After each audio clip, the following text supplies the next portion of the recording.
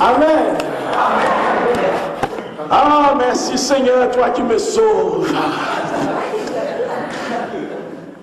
Alors, je disais tout à l'heure que l'équipe qui s'est retrouvée avant votre arrivée, et aussi, pendant que nous étions en train de prier, je pense que Dieu a quelque chose à nous dire, a une parole à nous donner. Vous savez que l'Épître aux Hébreux, le chapitre 4, le verset 12, dit que la parole de Dieu est vivante. Elle est puissante, cette parole est énergique, cette parole est tranchante. Et quand la parole de Dieu est adressée, nous dit le livre d'Isaïe, ça c'est Isaïe 55. Amen. La parole de Dieu qui sort de la bouche de Dieu ne retourne pas à Dieu sans accomplir ce pourquoi elle a été envoyée. Et je pense que cet après-midi, Dieu veut nous parler. Il veut parler à notre monde, il veut parler à nos familles. Par cet épisode de l'évangile de Saint Jean, le chapitre 11. Et vous savez que déjà, je vous situe un peu dans cet évangile. Jésus, qui était en mission donc dans une région près de Béthanie, se trouve qu'on vient lui dire que son ami Lazare, celui chez qui Jésus aimait partir se reposer à Béthanie, Lazare était malade. Et Jésus, il va dire que cette maladie de Lazare, c'est pour la gloire de Dieu. Quand j'ai lu cela, j'ai dit une maladie qui est pour la gloire de Dieu. Avez-vous vu dans vos vies des maladies qui sont pour la gloire de Dieu? Une maladie pour la gloire de Dieu. Et tout le temps, quand nous sommes malades, nous disons, j'ai appris ça au Québec, maudit maladie. On insulte la maladie. Maudite maladie. Mais Jésus dit que cette maladie, il ne faut pas dire maudite, parce qu'elle est pour la gloire de Dieu. Elle va participer à l'œuvre de Dieu. Et plus tard, on nous dit que Lazare va mourir. Et Jésus, qui n'était pas encore à Béthanie, il sait que Lazare est mort. Et Jésus dit, notre ami Lazare s'est endormi. Et les apôtres qui ne comprenaient pas disent, s'il s'est endormi, alors il va se réveiller. Alléluia. Et souvent nous ne comprenons pas le langage de Dieu. Quand Dieu parle, nous ne comprenons pas ce qu'il veut dire. Il dit, Lazare s'est endormi. Mais les gens disent, s'il dort, il va se réveiller. Est-ce que nous arrivons à comprendre le langage de Dieu? Est-ce que nous comprenons ce que Dieu veut dire? Il s'est endormi. Et Jésus va être un peu plus clair. Lazare est mort. Et il dit, je me réjouis que vous ne soyez pas en ces lieux. Mais cette mort de Lazare est pour la gloire de Dieu. Amen. Il se réjouit de la mort de Lazare. Avez-vous vu déjà des morts où on doit se réjouir? Amen. Dieu a quelque chose à nous dire cet après-midi. D'abord, la première chose, c'est que la maladie, on doit se réjouir. Pas dire maudite maladie, mais dire c'est pour la gloire de Dieu. Deuxième chose, une mort. Dire cette mort, c'est pour la gloire de Dieu. Et Jésus est content de la mort de Lazare. Ça ne vous fait pas bizarre? Quand j'ai lu cela, j'ai dit, mais habituellement, quand vous allez dans des funérailles, qu'est-ce que vous avez comme visage? Un visage triste, compatissant. Est-ce que vous arrivez en disant, génial, il est mort. Yes, il est mort. C'est pour la gloire de Dieu. Je pense que tout le monde va vous mettre dehors. Jésus dit, c'est pour la gloire de Dieu. Et alors, frères et sœurs, Jésus, il se met en marche. Il se met en marche, le Seigneur. Et Marthe, la sœur de Lazare, la deuxième sœur de Lazare, parce que Lazare avait deux sœurs. Marie et Marthe. Marthe qui apprend que Jésus arrive, elle court, elle va à la rencontre de Jésus. Et la première chose qu'elle lui dit, Seigneur, si tu avais été ici, mon frère ne serait pas mort. Parce qu'entre nous, Seigneur, on te l'a dit il y a 2 jours. Et tu as pris 2 jours encore pour attendre. Et tu es venu, Lazare il est mort. Entre nous, Seigneur, si tu avais été ici, Lazare ne serait pas mort. C'est un peu ta faute quand même. Avez-vous vu déjà des gens qui s'adressent à Dieu en disant, c'est ta faute, Seigneur, ce qui m'arrive. Comment ça se fait que ces choses m'arrivent à moi, alors que je vais chaque dimanche à la messe, je paye ma CVA, et puis je fais l'adoration ici à Sainte-Marie, et puis même je fais le chapelet, et puis je suis prêt à aider les autres, mais pourquoi ça arrive à ma famille? Seigneur, avez-vous vu des gens comme ça?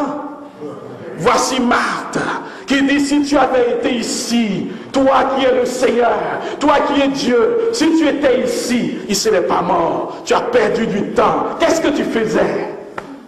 Souvent nous disons au Seigneur, tu es trop lent, Seigneur. Ah, je prie, mais je ne vois rien. Tu es lent, Seigneur. Tu n'agis pas. Il est très lent, le Seigneur. Ça ne vous est jamais arrivé? Peut-être pas, non? Gloire à Dieu, c'est pour la gloire de Dieu, dit Jésus. Alors Jésus dit à Marthe, et j'aime la réponse, il dit, ton frère ressuscitera. Et Marthe dit, je sais qu'il ressuscitera. Je sais. Mais on va voir entre savoir et croire. Savoir, c'est au niveau de la tête.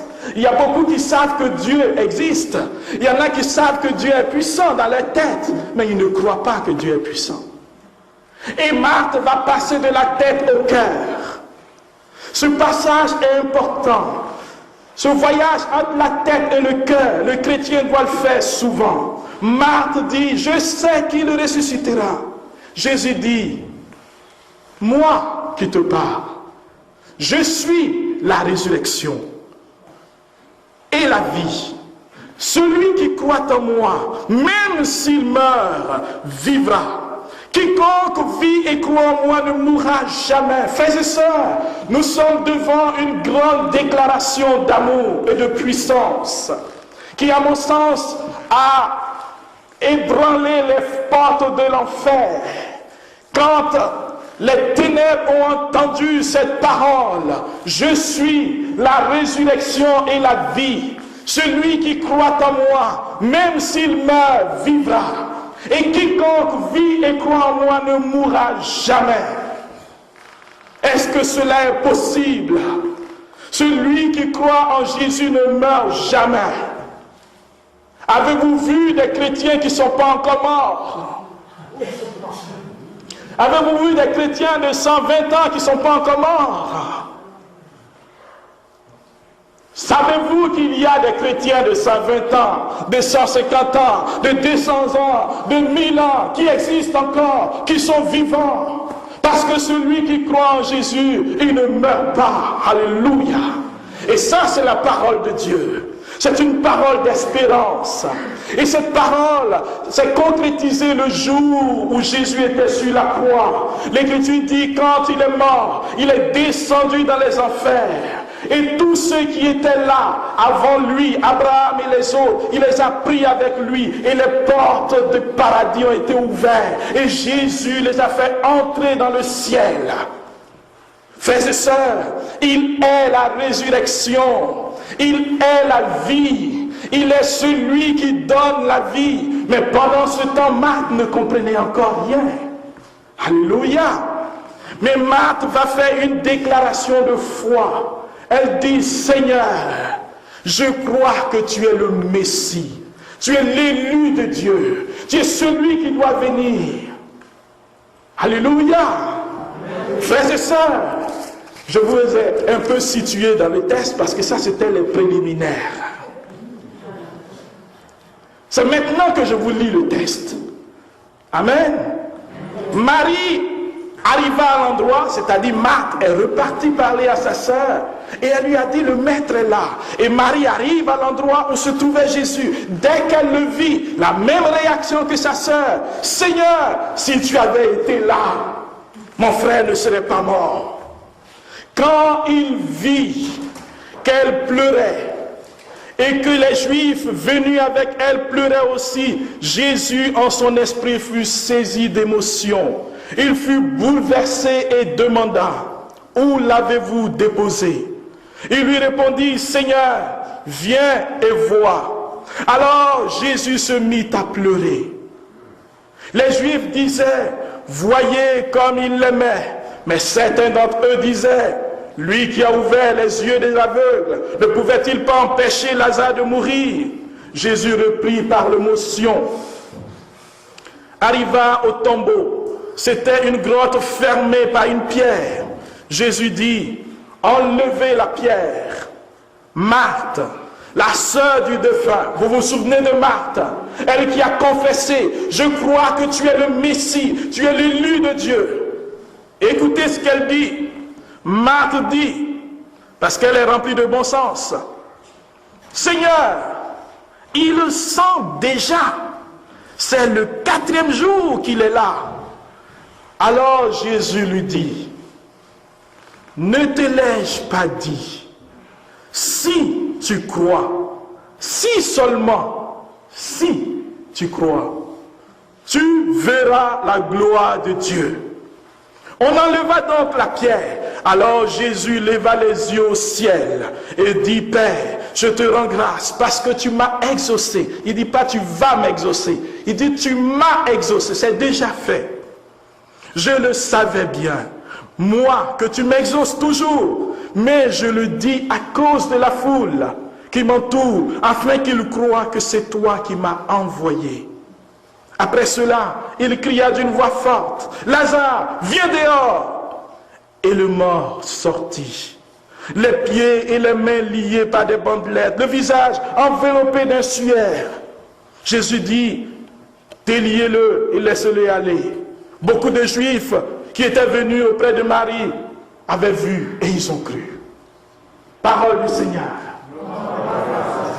Alléluia, quelle parole qui m'inspire cet après-midi. Je suis heureux que le Seigneur nous ait donné cette belle parole. Frères et sœurs, si tu avais été là, voici le cri de l'humanité aujourd'hui à l'endroit de son Dieu. Si tu es Dieu, tu ne permettrais pas que je souffre. Si tu es Dieu, tu ne permettrais pas qu'il y ait la guerre. Si tu es Dieu, tu ne permettrais pas que dans ma famille, il y ait des divisions, des divorces. Dieu est accusé par l'humanité. Dieu est mis au rang des accusés. Nous l'accusons et nous lui disons qu'il est la cause du malheur de l'humanité. Et ce Dieu-là est rejeté. Ce Dieu-là, on se moque de lui. Ne pouvait-il pas faire que Lazare ne meure pas? Eh bien, c'est ce Dieu-là qui pleure. C'est ce Dieu qui pleure pour chacune de nos souffrances. C'est ce Dieu qui pleure pour chacune de nos épreuves. Ce Dieu qui est là avec nous. Jésus se met en route vers le tombeau de Lazare. Il ne change pas de chemin. Il va vers le tombeau. Lui qui est la lumière, lui qui est la résurrection, il va vers le tombeau. Car là, il y a quelqu'un qui repose.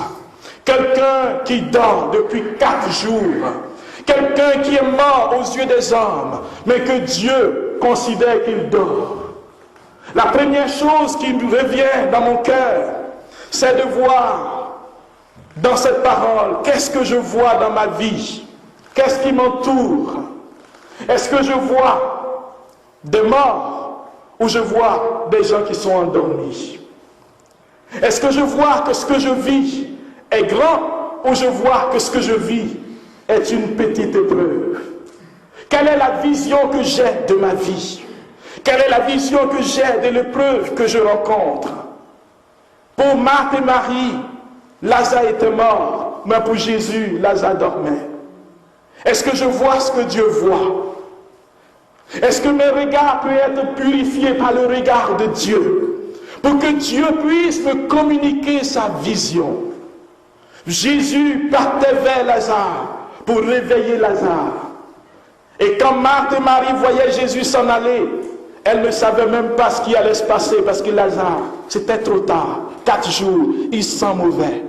On va enlever la pierre, mais il sent mauvais. Qu'est-ce que je vois? La deuxième chose qui retient mon attention, c'est que Jésus, il pleure. Un Dieu qui pleure. Un Dieu qui souffre avec nous.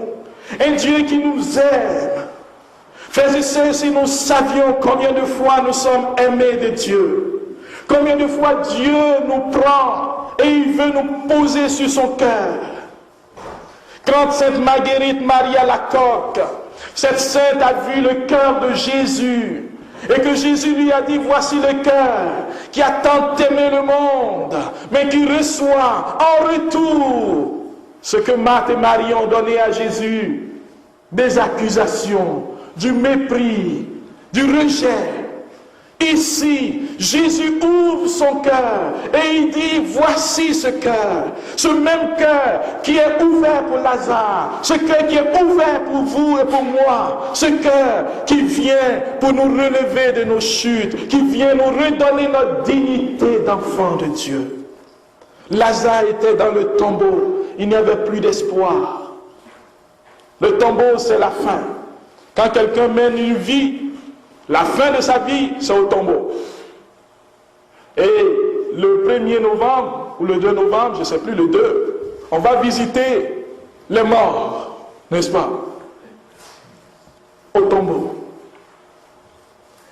Mais Jésus nous dit que le tombeau, ce n'est pas la fin. Ce n'est que le commencement.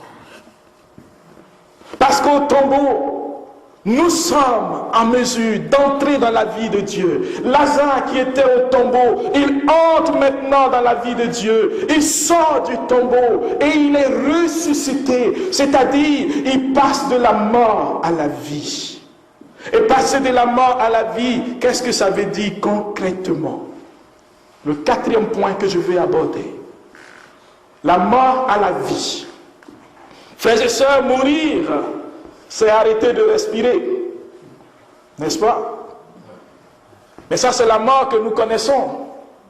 Mais la mort que nous ne voyons pas, la plus dangereuse des morts, c'est celle qui se passe dans notre cœur.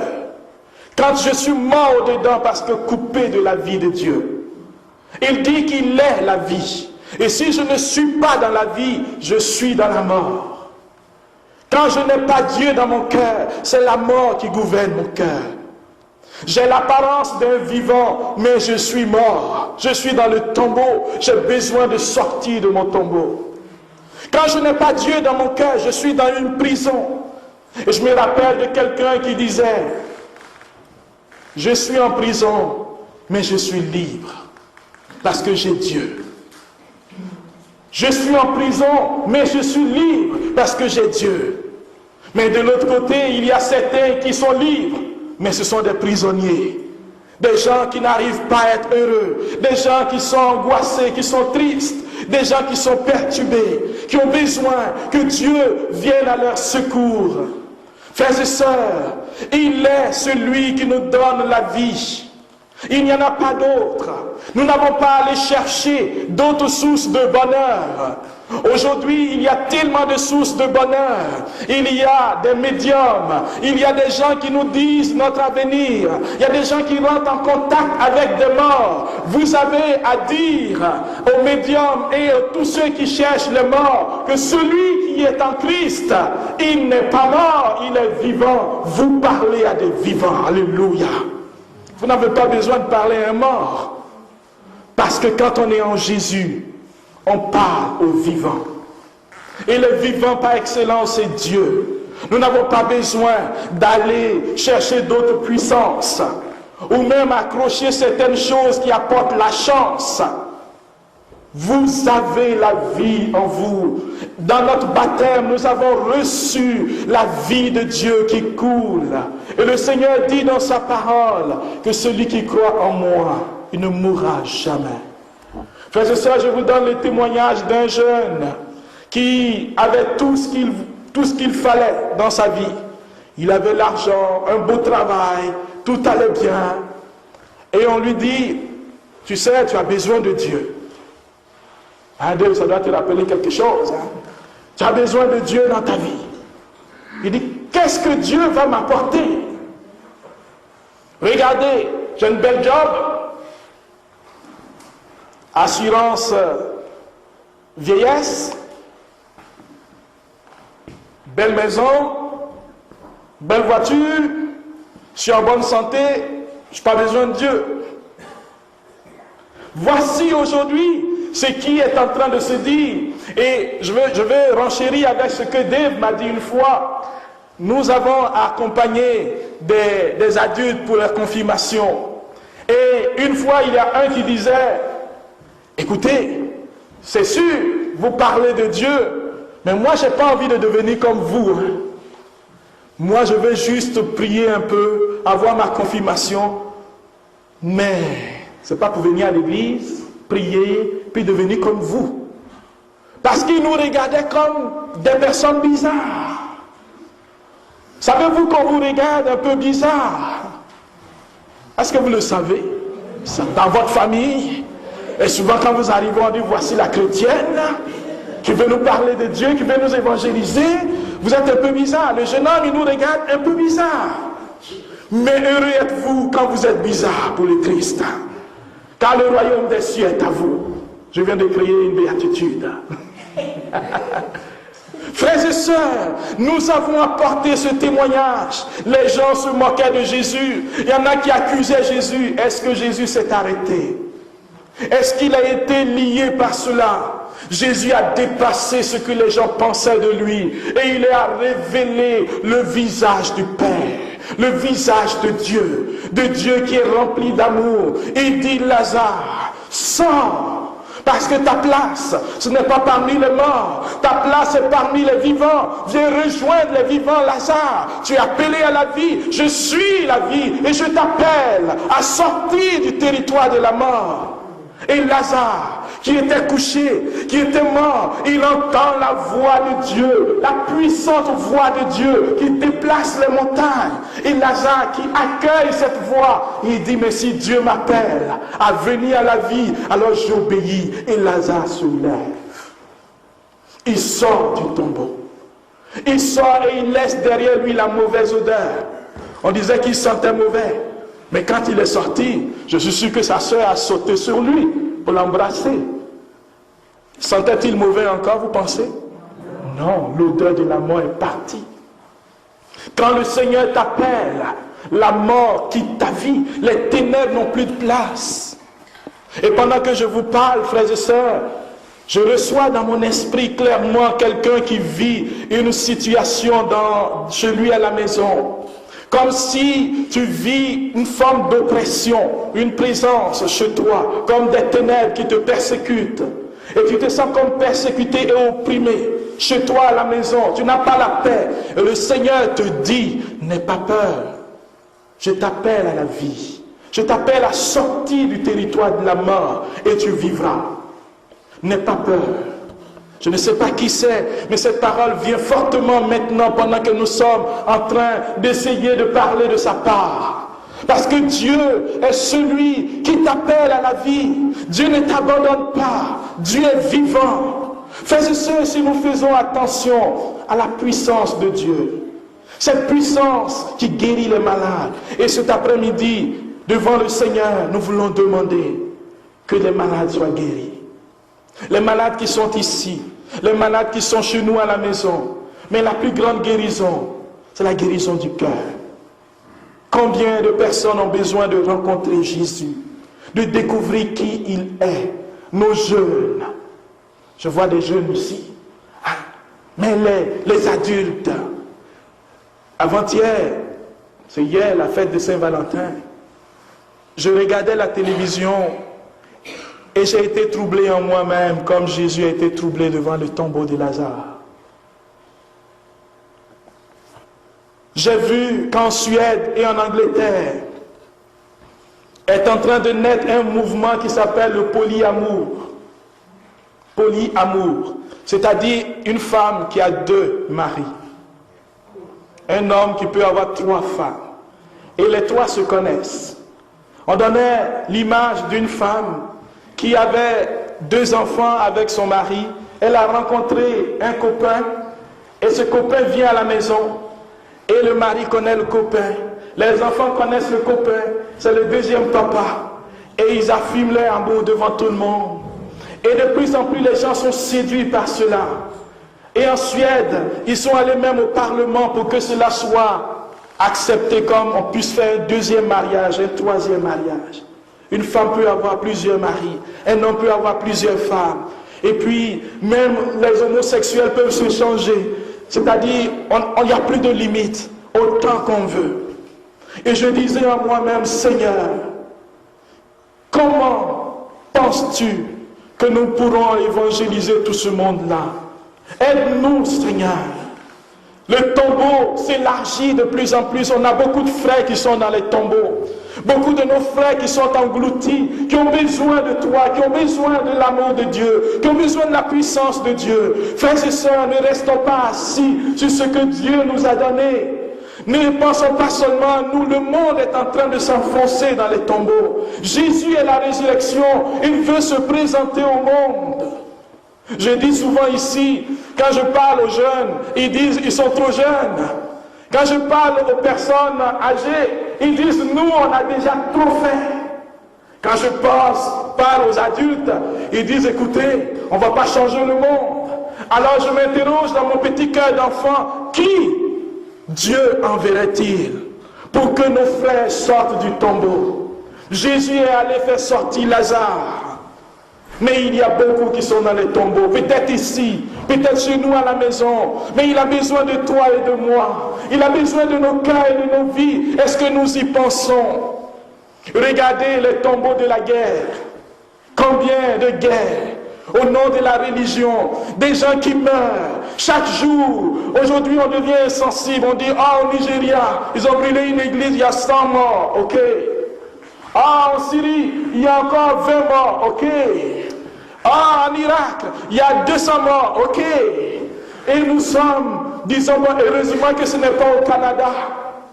Frères et sœurs, ce sont nos frères. Le cœur de l'homme a besoin de sortir du tombeau pour vivre. Dieu veut faire vivre l'humanité. Et Dieu a besoin de ta prière. Dieu a besoin de ta voix. Il a besoin de tes sacrifices. Il a besoin que tu te mettes à genoux pour prier pour ce monde-là. Pour ceux que tu ne peux pas voir, rejoindre de ta prière puissante. Moi je vois, frères et sœurs, un monde gagné par Jésus. Je vois le réveil arriver. Je vois des jeunes donner leur vie à Jésus.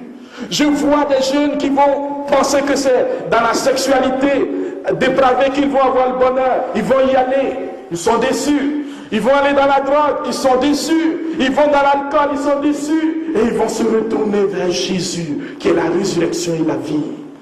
Je vois des familles qui sont au bord du gouffre, dans le tombeau, reprendre par Dieu, ressusciter par l'Esprit de Dieu. Je pense que cela est possible. Sinon Jésus n'aurait pas dit à son Église, je vous envoie comme des brebis au milieu des loups. Il nous a envoyés pour donner la vie, pour que la vie vienne sur terre. Et je pense que c'est possible. Si tu crois, mon frère, tu verras la gloire de Dieu. La gloire sur les visages, la gloire dans les cœurs, la gloire dans les familles, la gloire dans les foyers. Aujourd'hui, quand on parle de famille, on ne sait plus ce que ça veut dire. C'est quoi une famille? Une famille.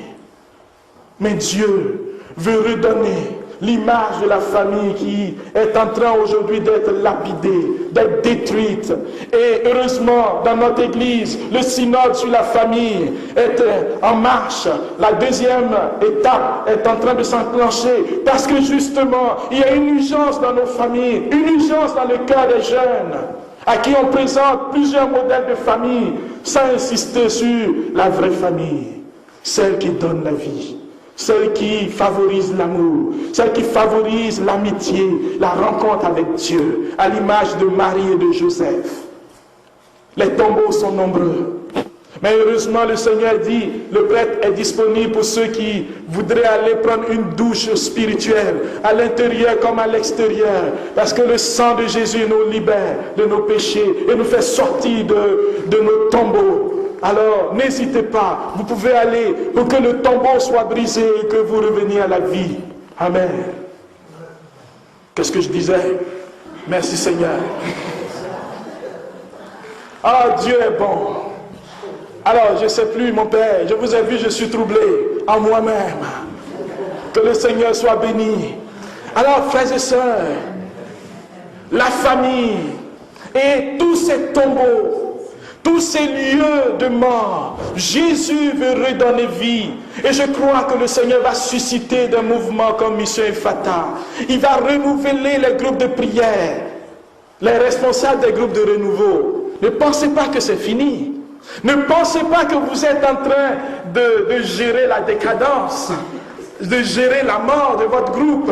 Parce que aujourd'hui, on doit changer de mentalité. Et même les responsables, il faut changer de mentalité parce qu'il faut laisser l'Esprit du Seigneur renouveler notre mentalité. On est en train d'être découragé, démotivé. Souvent, je rencontre des responsables qui disent, bon, là on est 10. On ne sait pas quand nous on ne sera pas là. On ne sait plus ce que ça va devenir. Quand tu ne seras pas là, l'Esprit Saint sera là. Amen. On rencontre des gens qui disent notre église, c'est que des têtes blanches. On ne voit pas des jeunes. Mais heureusement qu'il y a des têtes blanches, gloire à Dieu. Laissez les têtes blanches prendre leur place. Les jeunes viendront après. Parce que l'Esprit Saint il continue à travailler. Et je crois, frères et sœurs, que nous devons ouvrir notre cœur au Saint-Esprit. Si tu crois, tu verras la gloire de Dieu. Tu verras un réveil. Tu verras une joie. Et je peux vous dire, même si on ne voit pas encore au Canada, que le réveil a commencé. Le réveil a commencé. Vous allez en Afrique, le réveil a commencé. Vous allez en Amérique latine, le réveil a commencé. Vous allez même en France, le réveil a commencé. En Espagne, ça a commencé. Aux États-Unis, ça a commencé. Je vous dis qu'au Canada, c'est en train de se faire. Des jeunes sont en train de se donner. Quand je vois des jeunes comme Marie Jeunesse, qui sont des jeunes qui se donnent à la prêtrise, des jeunes qui se consacrent, ils ont des vocations et des vocations. Quelque chose est en train de se passer. Dieu ne nous laissera pas dans nos tombeaux. Mais il a besoin de ta prière. Il a besoin que tu t'offres. Il a besoin que tu y crois. Il a besoin que tu puisses participer à l'œuvre du réveil. Il a besoin que toi-même tu reviennes à la vie. Alors cet après-midi, frères et sœurs, ce n'est pas dans beaucoup de discours. Nous allons toucher au Seigneur. Nous allons toucher et expérimenter la puissance qui nous appelle à la vie. La puissance qui nous fait sortir de nos tombeaux. Et nous avons une démarche cet après-midi. Une démarche